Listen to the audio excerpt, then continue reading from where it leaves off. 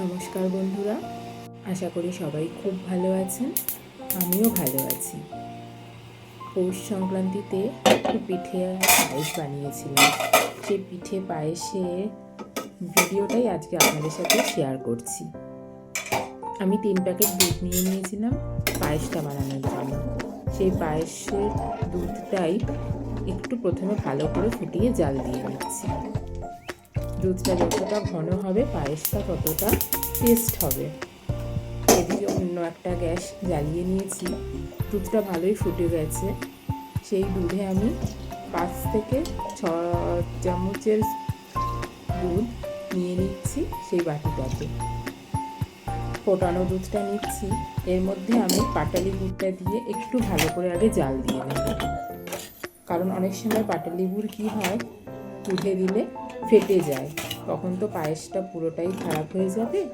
তাই আগে একটু আলাদা করে দুধের মধ্যে পাটালি গুড়টা আমি সবসময় জাল দিয়ে নিই। এটা আমার মাকে দেখেছি। আবার মা একটা কথাও বলতো, দুধে একটু তেল দিয়ে দেবে, এই সর্ষের তেল বা সাদা তেল 2-3 চামচ, 2-3 ফোঁটা, তাহলে কখনো দুধ কাটে না। আপনারা করে দেখবেন।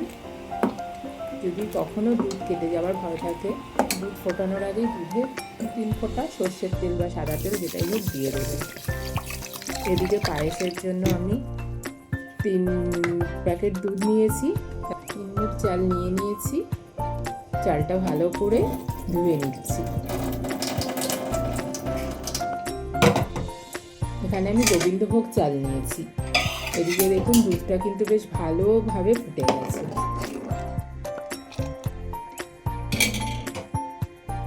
চালটা দিয়ে দিচ্ছি ফোটানো দুধের মধ্যে। ভালো করে এবার চালটা সিদ্ধ হবে।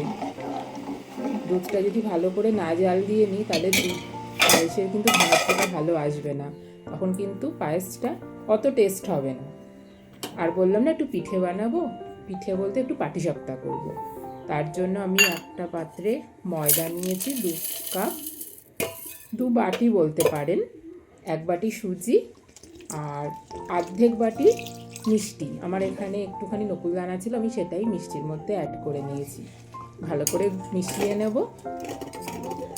আপনারা চাইলে কিন্তু এটা গুড় দিয়েও করতে পারেন।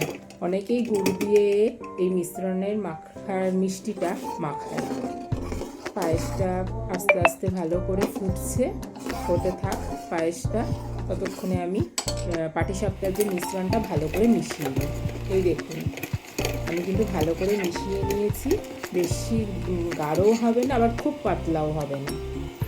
কারণ বেশি পাতলা বা বেশি গাঢ় হয়ে গেলে কিন্তু পাটিসাপটার যে ব্যাটারটা সেটা কিন্তু আপনার পাত্রে লেগে যেতে পারে। যদিও এখন আমরা ননস্টিকে করি, অসুবিধে তাতে হয় না। এই দেখুন আমার আলাদা করে যে গুড় আর দুধটা আমি জল দিয়ে রেখেছিলাম, সেটা ভালো করে ফুটিয়ে নিয়েছি। সেটা এবার আসল পায়েসের মধ্যে আমি দিয়ে দিলাম। এবার ফুটতে থাক, আর এদিকে আমি আস্তে আস্তে পাটিসাপটার রেডিটাও করে ফেলব। পাটিসাপটা করার জন্য আমি একটা ননস্টিকের প্যান নিয়েছি। প্যানটা প্রথমে একটু ভালো করে গরম করে নেব। প্রথম গরমটা যদি ভালো হয় না, তাহলে পাটিসাপটা উঠবেও খুব সুন্দর, খুব তাড়াতাড়ি উঠে যায়। যদিও এখন তো আমরা ননস্টিকের প্যানেই করি, ননস্টিকের প্যানে উঠতে খুব একটা কষ্ট হয় না। একটু প্রথমে তেল ব্রাশ করে নিচ্ছি। আপনারা সবাই জানেন, তাও বলছি।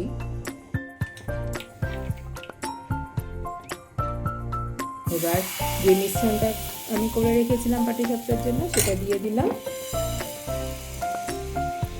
দেখুন কি সুন্দর আমার মিক্সচারটা তৈরি হয়েছে, সুন্দরভাবে এটা স্প্রেড হয়ে গেল। এবার আমি নারকেল আর গুড় দিয়ে একটা পুর তৈরি করে রেখেছিলাম আগে থেকেই, সেই পুরটাই আজকে আমি এখানে ব্যবহার করব।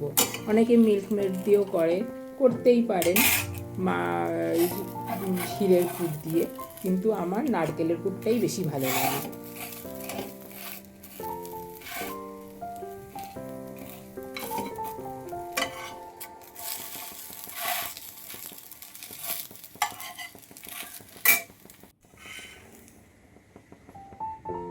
এই দেখুন আমার প্রথম পাটিসাপটা রেডি।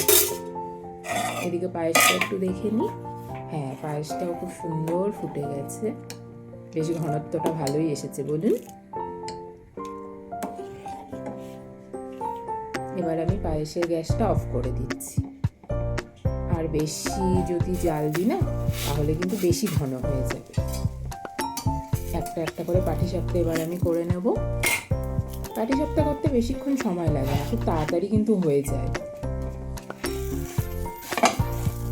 শীতে পিঠে পায়েস খেতে ভালোই লাগে, করতেও মজা লাগে। বেশ টুকটুক করে আস্তে আস্তে আস্তে আস্তে হয়েও যাচ্ছে। দেখুন, আমার এর মধ্যেই 4টে কিন্তু হয়ে গেল। এটা হাত দিয়ে যতটা সুন্দর উঠে যাচ্ছে, খুন্তি দিয়ে তুলতে একটু মাঝে মাঝে অসুবিধে হচ্ছে, খুব একটা অসুবিধা হচ্ছে বলবো না, কিন্তু মাঝে মাঝে কিন্তু হাত দিয়ে বেশ সুন্দর কিন্তু হচ্ছে।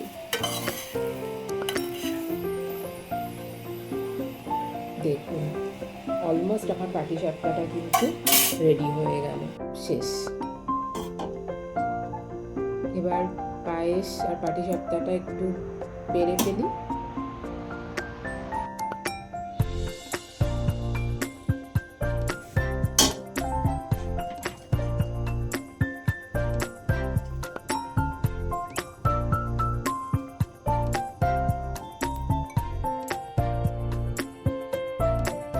কঙ্ককে দিয়ে দিয়ে এবার।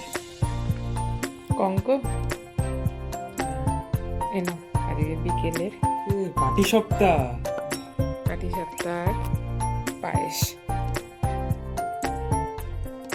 ছোটবেলা কি বলতিস পাটিসাপটাকে? সাপাটি বলতাম। সাপাটিয়ে। ভালো আছে পাটিসাপটা। ভালো হয়েছে, একটু পায়েসটা খেয়ে দেখ। পায়েসটাও ভালো হয়েছে। ভালো হয়েছে না? চলুন বন্ধুরা, আজকে আমার ব্লগটা আমি আজকে এখানেই শেষ করছি। ব্লগটা কেমন লাগলো অবশ্যই কমেন্ট করে জানাবেন। আপনারা সবাই খুব খুব খুব ভালো থাকবেন, নিজের শরীরের যত্ন রাখবেন, আর অবশ্যই হ্যাঁ, একে অপরকে সহযোগিতা করবেন। যদি ভালো লাগে তাহলে চ্যানেলটাকে সাবস্ক্রাইব করবেন, একটা কমেন্ট, আর অবশ্যই পারলে একটু শেয়ার করবেন। টাটা। টাটা।